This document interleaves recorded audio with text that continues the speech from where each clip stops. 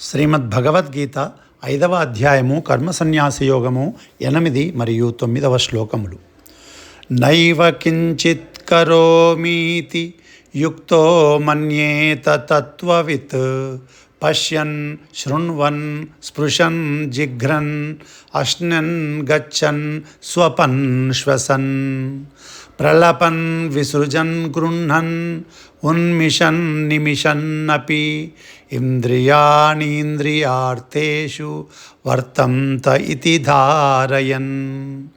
అర్జున, కర్మయోగంలో దృఢ సంకల్పంతో స్థితులై ఉన్నవారు చూస్తున్నప్పుడు, వింటున్నప్పుడు, స్పృశిస్తున్నప్పుడు, వాసన చూస్తున్నప్పుడు, కదులుతున్నప్పుడు, నిద్రిస్తున్నప్పుడు, శ్వాసక్రియలప్పుడు, మాట్లాడుతున్నప్పుడు, విసర్జిస్తున్నప్పుడు, స్వీకరిస్తున్నప్పుడు, కన్నులు తెరుస్తున్నప్పుడు మరియు మూస్తున్నప్పుడు చేసేది నేను కాదు అని ఎల్లప్పుడూ భావింతురు.